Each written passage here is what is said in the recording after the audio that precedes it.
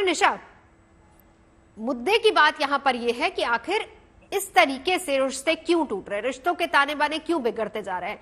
एक सवाल जो मैंने आपसे किया था, आपने कहा कि वो एक अलग मुद्दा हो सकता है, लेकिन जो हाल फिलहाल में केस पुणे का आया, उस केस पर अगर हम आए, जहां पर एक पत्नी डिमांड करती है कि अपने पति से कि आप एनिवर्सरी पे हमको विदेश लेकर जाइए या फिर कोई महंगा तोहफा दीजिए, इस तरह की डिमांड्स हो सकता है क्योंकि ये केस पत्नी ने पंच मारा और पति का मर्डर कर दिया, ये केस यहां तक पहुंचा इसलिए बहुत ज्यादा हाईलाइट हुआ। लेकिन ऐसी डिमांड्स अक्सर घरों में देखी गई है कि आप या तो जन्मदिन पर या फिर एनिवर्सरी पर कोई इस तरह का तोहफा दीजिए या विदेश लेकर जाइए।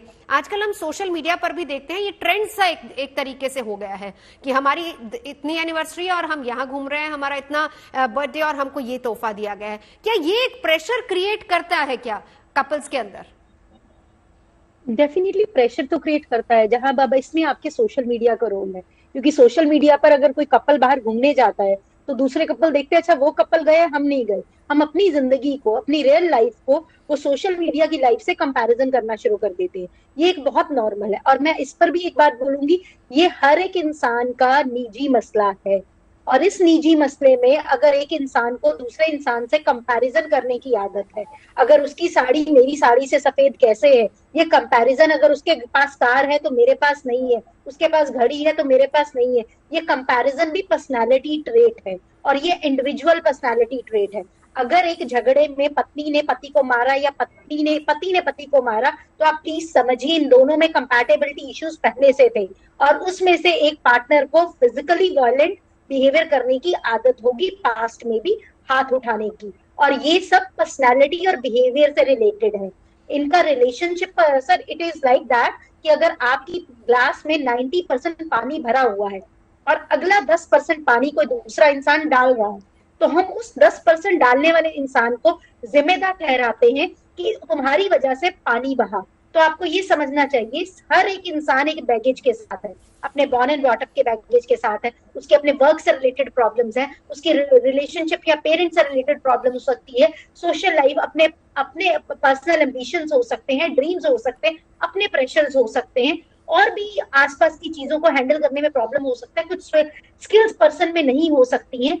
ये स्किल्स के चलते एक इंसान दूसरे इंसान पर प्रेशर डालता है। आप किन एक्सपेक्टेशंस को पूरा कर सकते हैं और नहीं कर सकते, उसके लिए साइकोलॉजिस्ट और मैरिज काउंसलर्स हैं। लेकिन यहाँ तक तो पहुंचते ही नहीं है ना डॉक्टर निशा, क्योंकि आप द मोमेंट आप अपने पार्टनर को बोलेंगे, चाहे वो हस्बैंड हो या फिर वाइफ, द मोमेंट आप उनको ये कहेंगे तो वो पहला लाइन ये आ जाती है कि आप हमें पागल ठहराने की कोशिश कर रहे हैं।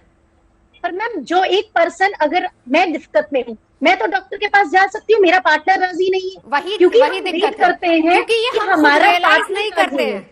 कोई भी इंसान, अगर मैं गलत नहीं हूं, आदित्य जी इस पर आप अपनी बात रखिए, कोई भी चाहे वो पति हो या पत्नी हो, आप हाल फिलहाल की केसेस देख लीजिए, कोई खुद को रियलाइज ही नहीं करेगा कि शायद मैं गलत हो सकता हूं। उनको यही लगता है कि उनका पार्टनर गलत है, बीट मेल और बीट फीमेल। आपके साथ बच्चे से लेकर सब तक सब करेक्ट है। आजकल सबसे बड़ा एक इशू यही हो गया है कि मुझे सब पता है, सारी नॉलेज मुझ में है। ये तो पूरे उसमें ही चल रहा है, केवल एक फीमेल के लिए नहीं है, सारे बच्चे से लेकर बड़े तक में सब में है। प्लस एक और चीज जो है कि हमें सुनने की एक आदत नहीं है, पेशेंस हमें है नहीं, क्योंकि हमें आदत ही नहीं डलवाई गई है। सोशल मीडिया देखें या कुछ करें, लोग तो रेप को तक जस्टिफाई कर रहे हैं यहाँ पे, तो मैं इस पे तो मैं कमेंट भी नहीं करूंगा। प्लस आपको पेशेंस तो होना ही पड़ेगा, और हर समय एक बैगेज केवल फीमेल के लिए नहीं है कि वो ऑफिस भी काम करे, सारी चीजें करें, फिर रिक्वेस्ट करती रहे। आप बताइए, हम पढ़ाई की बात करते हैं, मैं तो अभी निकाल लूं कि पढ़ाई भी हम इसलिए करते हैं कि लड़की की शादी हो सके, और कोई हमें मेन टारगेट नहीं है। अभी पुणे का केस हुआ है, मैं उसको रेयर केस मानता हूँ पर्सनली। आप बताइए पुणे केस के बाद से कितने केस आ गए और उससे पहले कितने आए थे? बिल्कुल, जनरली तो बेचारी लड़कियां ही मर रही हैं।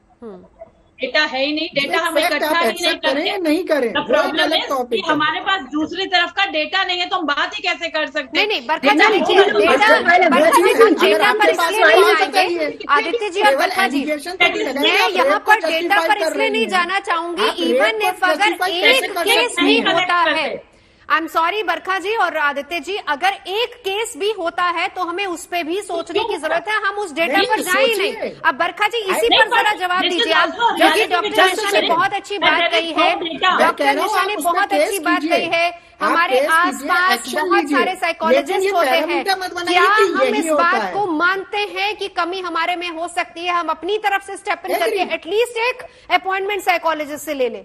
क्या कोई स्टेप इन करता है बरखा जी? देखिए, यहाँ पर सबसे बड़ी बात यह है कि हम एक तरफा ही बात करना चाहते हैं, हम सिर्फ एक ही साइड की बात सुनना चाहते हैं, हम दूसरे जेंडर की बात ही नहीं सुनना चाहते। बरखा जी, मैं दोनों की बात कर रही हूँ, दोनों की बात कर रही हूँ। अगर महिला थकी हुई आई है तो पुरुष भी तो थका हुआ आता है। अगर उसने कहा कि मैं बाहर नहीं जा सकता, हो सकता है फाइनेंशियल प्रॉब्लम हो सकता है कोई और प्रॉब्लम हो सकता है वो खुद इल हो, वो वेल ना हो, मेंटली किसी प्रॉब्लम में फंसा हो, तो हम कभी दूसरे की तो बात, पुरुषों की बात तो हमने कभी सुननी ही नहीं है, उनकी पीड़ा हमने सुननी नहीं है। बरखा जी, यहाँ पर थोड़ा सा देखिए, के मोड से बाहर नहीं निकल सकते। हम दोनों की बात यहाँ पर कर रहे हैं, हम दोनों की बात यहाँ पर कर रहे हैं, चाहे वो महिला वर्किंग है, चाहे वो पुरुष वर्किंग है, चाहे वो महिला थक के घर पर आई है, चाहे वो पुरुष थक के घर पर आया है। और सबसे बड़ा कारण जो Rekha ji, I am sure कि आप भी अग्री करेंगे, जिस पर हम इस ब्रेक के बाद चर्चा करेंगे, वो है लैक ऑफ कम्युनिकेशन। दोनों आपस में बात ही नहीं करते, ये भी एक सबसे बड़ा कारण है।